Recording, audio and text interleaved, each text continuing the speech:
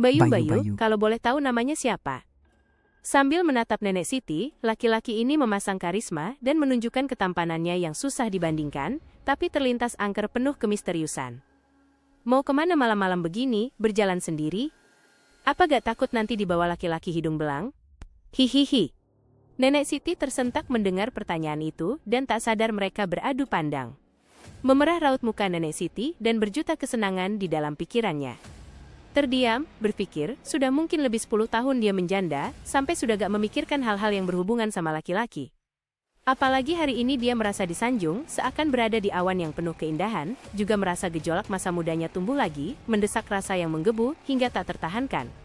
Menggigil seluruh tubuh. Bayu, kenapa gak menjawab pertanyaan saya? Apakah ada yang menyinggung pertanyaan saya? Saya minta maaf jika saya yang tak sopan ini tak pantas tahu nama Mbak Yu yang cantik jelita. Tidak begitu, saut Nenek Siti.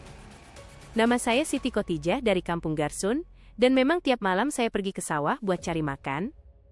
Nenek Siti tak bisa lama melihat tatapan Peter, buru-buru mengalihkan pandangan ke samping. Tak sengaja melihat jendela terbuka, sepintas ramai. Tiba-tiba terdengar banyak suara, tapi tak jelas apa yang diomongkan, seperti ada suara minta tolong atau tertawa. Nenek Siti merasa takut, bulu tengkuknya berdiri. Silahkan dicicipi makanan buatan Bu Amber Dik Siti. Saat itu langsung saja lamunan yang membuat Nenek Siti dan rasa takut itu sirna, mendengar panggilan namanya yang dipanggil dengan penuh kelembutan yang terasa memanjakan dirinya. Iya Mas Peter, maaf saya melamun tadi. Perasaan sepi kok sekarang ramai, Nenek Siti mengalihkan pembicaraan. Oh itu, jawab Peter, memang setiap hari seperti itu.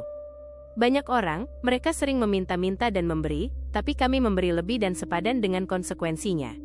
Begitu ya, saut Nenek Siti. Di benaknya masih tidak mengerti apa yang dikatakan Peter. Dik Siti kelihatan lelah juga, bajunya sudah pada tambalan sepertinya. Peter memandang seluruh tubuh Nenek Siti, berpikir mau ngasih baju milik istrinya yang sudah lama meninggalkannya. Oh tidak apa-apa, sambil merasa malu dengan keadaannya. Ini baju saya asal pakai, soalnya nanti juga kena lumpur, jadi kotor. Makanya ada khusus baju buat ke sawah. Peter tersenyum tipis, langsung meraih tangan Nenek Siti. Tapi kenapa, mengapa kok mau saja, tidak ada rasa menolak? Langsung saja, berdiri mengikuti tarikan tangan Peter yang lembut, mengajak ke salah satu ruang yang sangat besar.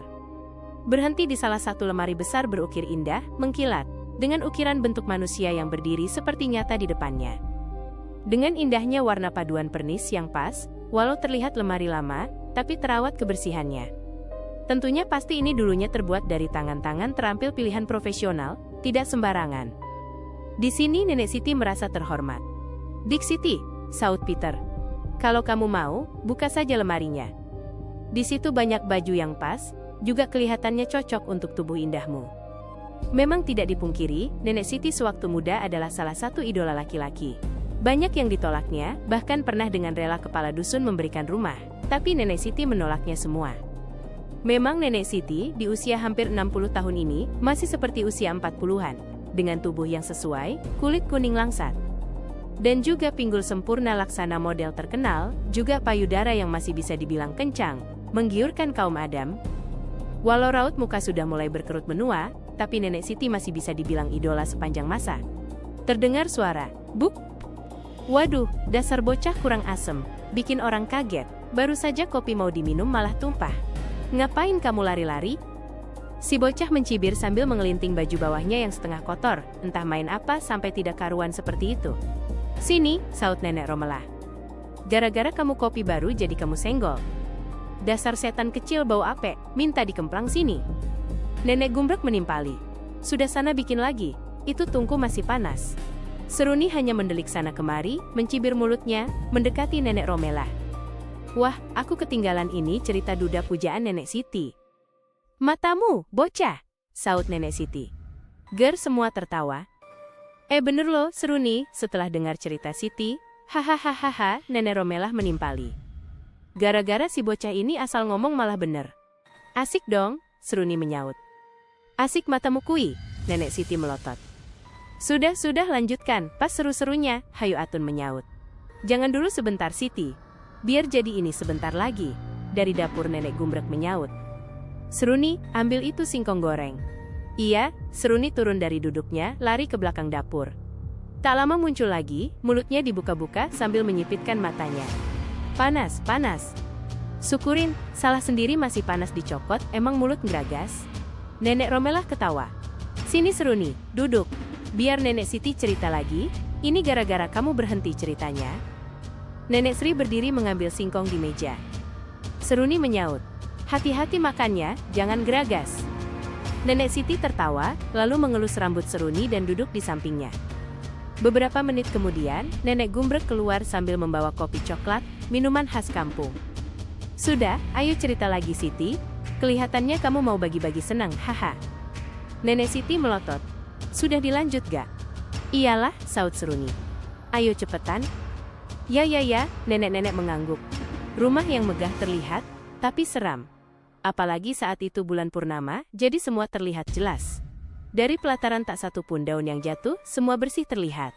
Entah di belakang rumah rame orang, tapi terkadang sunyi senyap. Pokoknya ganjil menurut pikiran logika, semuanya serba tidak mungkin. Nenek Siti terdiam di depan lemari yang mengkilat, dihiasi ukiran daun.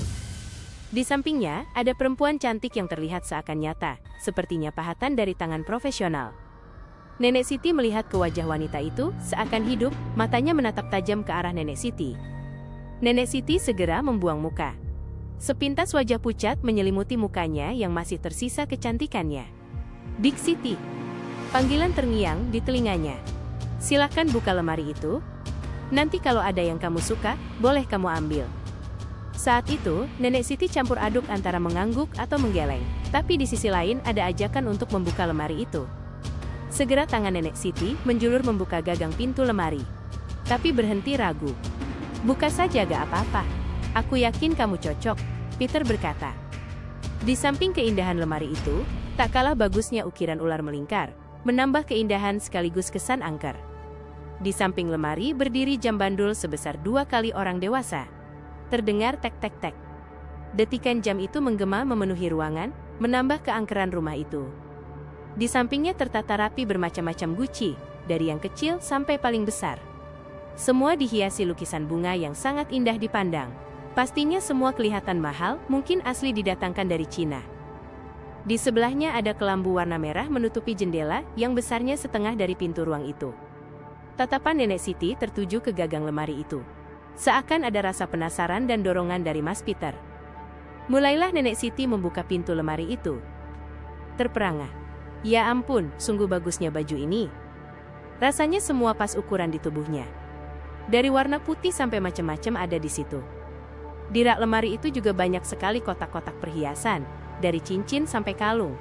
Kamu boleh melihatnya dan buka jika kamu menginginkannya. Ambil semua bila perlu, gak apa-apa. Terdengar halus di telinga Nenek Siti. Coba kamu pakai baju itu, saya yakin Dik Siti pasti suka dan cocok memakainya.